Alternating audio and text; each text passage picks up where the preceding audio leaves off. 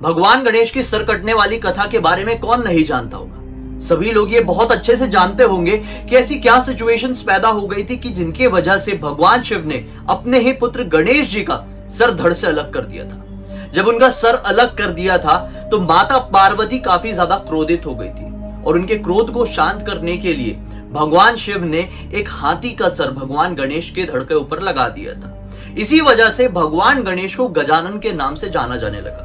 लेकिन ये बहुत सारे लोग नहीं जानते होंगे कि भगवान गणेश का जो असली सर था, मतलब जो उनका इंसान रूपी सर था, वो कहां चले गया। दरअसल ये जो सर था ये आज भी पृथ्वी में मौजूद है। जी हां दोस्तों, नमस्कार। ब्लडी सत्य के आज के इस बहुत ही ज्यादा हैरान कर देने वाले अनोखे एपिसोड में मैं आप सभी लोगों को एक ऐसी जानकारी बताने वाला हूं जिसके बारे में आप लोगों ने आज तक नहीं सुने होंगे। और ये जानकारी जुड़ी हुई है भगवान गणेश के असली सर को लेकर। जी हां, जब भगवान शिव ने भगवान गणेश का सर धड़ से अलग कर दिया था तो माता पार्वती के गुस्से को शांत करने के लिए भगवान शिव ने भगवान गणेश का सर पृथ्वी में लाकर एक गुफा में छुपा दिया था। ये गुफा आज भी हमारे पृथ्वी लोक में मौजूद है। उत्तराखंड के पिथौरागढ़ जिले से कुछ ही दूरी पर स्थित है यह गुफा, एक चमत्कारी गुफा जहां पर केवल भगवान गणेश का एक सर नहीं बल्कि काल भैरव की जीभ भी स्थित है।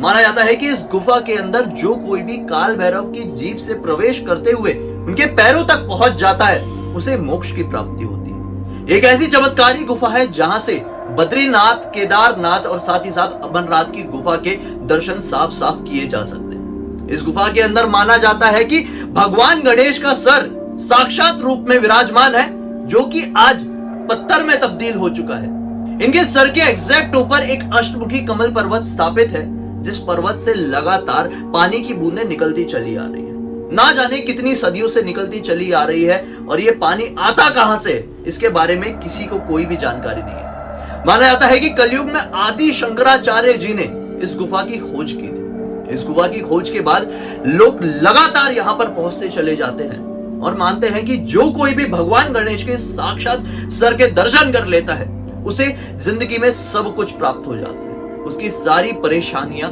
बिल्कुल नष्ट हो जाती है। भगवान गणेश को विघ्नहर्ता कहा जाता है। माना जाता है कि भगवान गणेश के सर के पास 4 पत्थर मौजूद है जो कि सीधे सीधे 4 युगों को दर्शाते हैं, सतयुग, त्रेता युग, द्वापर युग और कलयुग। जिसमें से जो चौथा पत्थर है वो सीधे सीधे ऊपर की तरफ वाले चट्टान को नहीं छूता है। गुफा के अंदर जो चट्टान होती है उसको नहीं छूता है। माना जाता है कि यही चौथा पत्थर कलयुग को दर्शाता है जिसकी हाइट लगातार बढ़ती ही चली जा रही है, एक सेंटीमीटर के रूप में। माना जाता है कि जब ये पत्थर पूरी तरह से बढ़कर ऊपर वाली चट्टान को छू देगा तो वही दिन होगा जिस दिन कलयुग की अंत की शुरुआत हो जाएगी।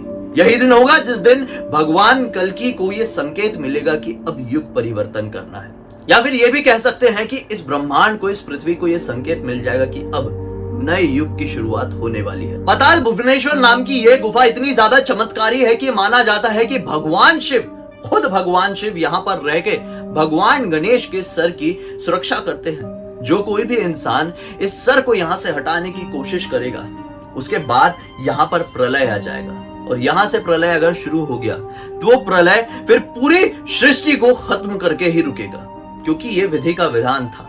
वहां पर विराजमान होना भगवान शिव की इच्छा थी, भगवान गणेश की इच्छा थी।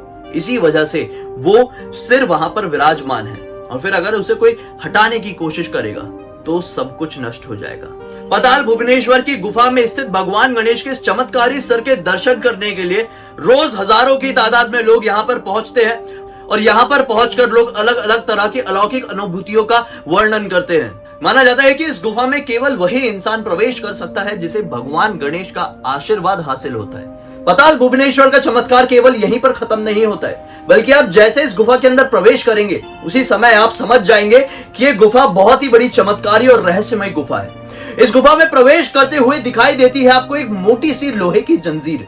माना जाता है कि आज के टाइम पर सारे देवी देवता एक पर्टिकुलर समय पर यहाँ पर एंटर करते हैं और भगवान शिव और भगवान गणेश की आराधना करते हैं। दरअसल भगवान गणेश को भगवान शिव का यह आशीर्वाद था कि इस दुनिया में जब कभी भी पूजा होगी तो सबसे पहले आपकी ही पूजा की जाएगी। इसी वजह से माना जाता है कि उसी वरदान के कारण आज भी सारे देवी देवता सबसे पहले पाताल भुवनेश्वर की इस गुफा में प्रवेश कर भगवान शिव और भगवान गणेश की पूजा अर्चना करते हैं और यहाँ से लौट जाते हैं। इस गुफा की चट्टानों में शेषनाग सहित काफी सारे देवी देवताओं की आकृति गढ़ी हुई है, जो कि किसी इंसान का काम नहीं लगता है। स्कंद पुराण में इस बात का साफ साफ वर्णन मिलता है कि भगवान शिव का एक घर पाताल भुवनेश्वर ही है। उत्तराखंड को देवभूमि कहा जाता है। यहाँ के कण कण में ईश्वर का वास होता है। तो इसका मतलब ये भी हुआ कि पाताल भुवनेश्वर में आज भी भगवान शिव और भगवान गणेश साक्षात रूप में विराजमान है, लेकिन इनके दर्शन करने का सौभाग्य केवल खास लोगों को ही प्राप्त हो सकता है। मुझे उम्मीद है कि आज के इस वीडियो में दी हुई जानकारी आप सभी लोगों को अच्छी लगी होगी, और अच्छी लगी है तो मौका मिलने पर आप लोग जरूर इस जगह पर विजिट करेंगे। ये वीडियो को आप लोगों ने पसंद किया है तो अपने दोस्तों और परिवार वालों के साथ जरूर शेयर करें, ताकि मेरा कॉन्फिडेंस भी बढ़े और आप सभी लोगों को उनका आशीर्वाद और प्यार भी मिले। मुझे पहली बार देख रहे थे, चैनल को सब्सक्राइब करके बेल आइकन दबा के ऑल के ऑप्शन में क्लिक करना, क्योंकि इसी तरह के हैरान कर देने वाले अनोखे वीडियो आप लोगों के सामने रेगुलरली लेके आते रहता हूं। इंस्टा की लिंक इस वीडियो के डिस्क्रिप्शन बॉक्स में मिलेगी, मेरी क्लिक करके डायरेक्टली वहां पर पहुंच जाना।